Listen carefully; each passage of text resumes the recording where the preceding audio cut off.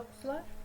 Bugün sizinle Dim 20 sınav test toplusunun 16. sınağı ilə davam edirik.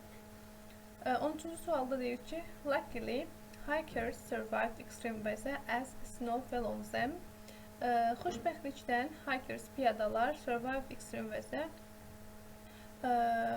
Canlarını qutara bildilər, yəni sağ qaldılar.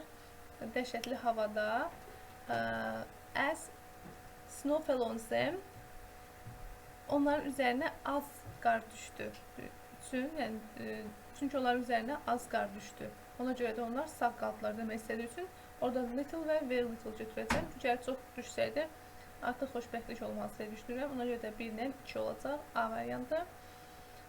Choose the correct variant 14-cü sualda. Gardening is important activity for children. Burada məndən article bölməsini istəyir. Important activity.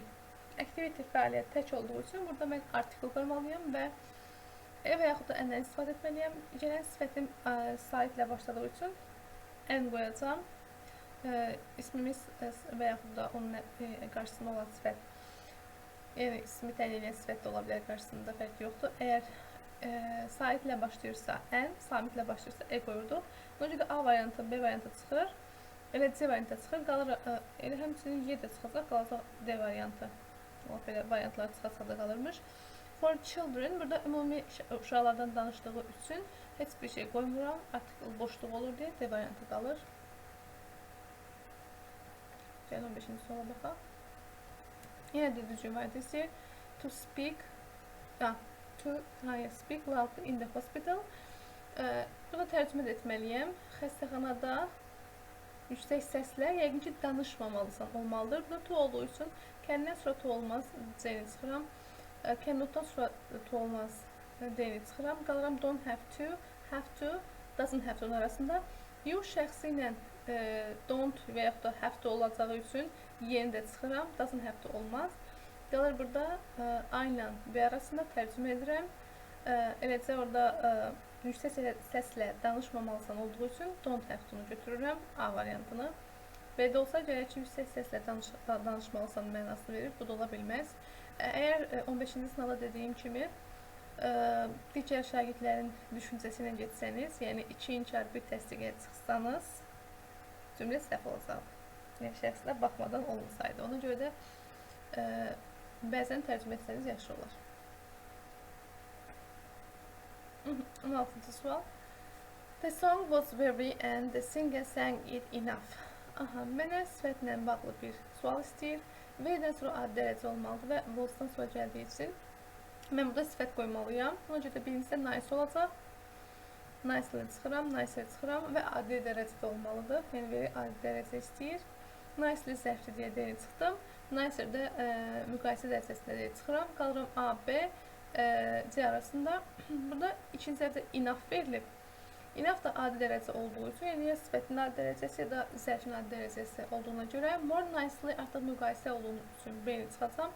A və C arasında qalacam. İkinci də tərcümə edən the singer sang it enough. Müğənni onu kifayət qədər oxuyur. Söhbət oxumaqdan getdiyi üçün mən burada səhv qoymalıyam deyə. A variantında ikinci səhv olan nice sifətdir. Burada L variantı olmalıdır deyə A-nda çıxıram. Qalır B variantı. The song was very nice and the singer sang it enough nicely. Mahnı kifayət çox gözəldir və müğənni onu kifayət qədər yaxşı oxuyur. 17-ci sualımıza baxırıq.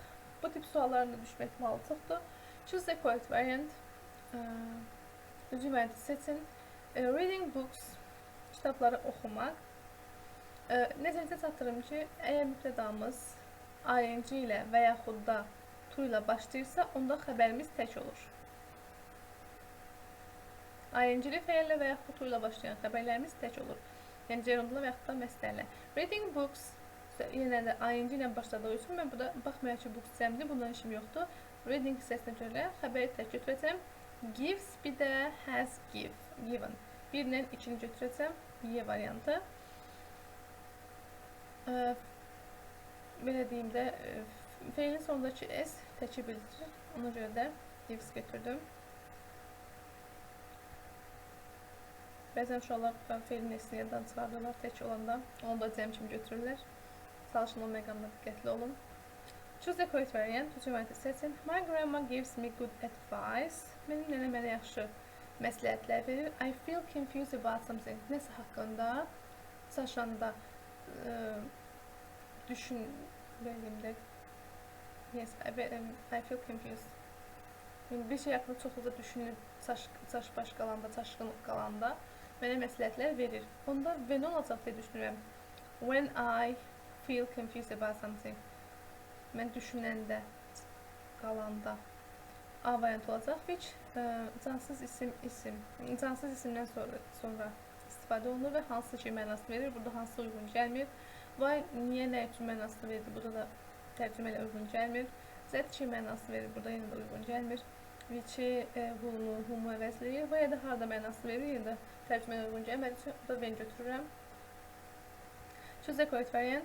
Tim felt really happy and proud as his friend stood safely beside him. Tim həqiqətən də xoşbəxt və qürurlu hiss etdi, fəxr etdi. Dostu onun yanında salamat qaldığı üçün. Scared, qorxdu, cheerful olmaz yəqin ki, qorxduğu üçün şənləndi olmur. Biri götürəcəm. Angry, əsəbi, delighted, məmnun, bu da ola bilməz. Düzə çıxıram. Pleased, məmnun, excited, həyəcanlı, bunu da götürürəm. Yəni, müsbət mənalı, bir-birini tamamlayan məna götürməliyəm. 1 ilə 4 götürürəm, B variantı. 20-ci sualımız. Every day, Jane walks for an hour, 1 saatlıq, in the rain, yağışda, or snow. Nothing can stop her, bunu isə dayandıra bilməz. Or bir də in, A variantı.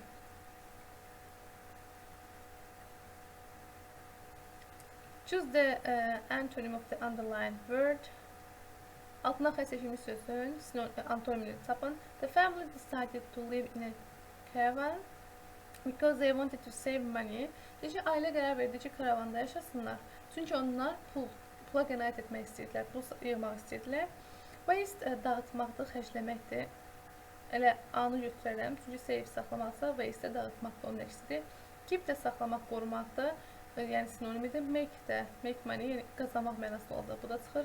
Yenə earn money qazanmaqdır. Borrow, borc almaqdır. Burada A variantı uyğun gəlir.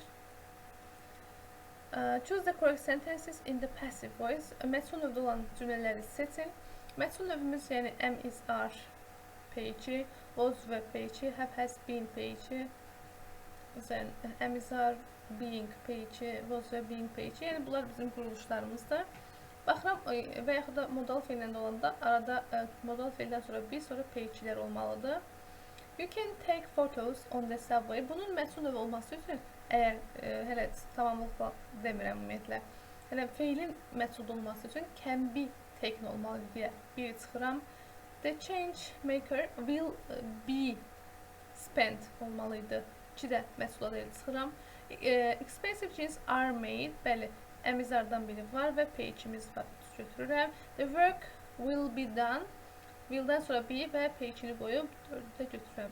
3-4 qalır. B variantı. 23-cü sual. Choose the correct variant. Stop lying. Əmr cümlələrinin ayrıcı sualları will ilə verilir. Əsasən o da olacaq. Will you? Stop lying. Will you? B variantı. Match the words to their definitions. Assist, kömək etmək. Approve, qaldırmaq, yüksəltmək. Effort, ötəsinə gəlmək, ödəmək. Assist, to help or give support to someone. Bir olacaq B. Approve, to agree or accept something.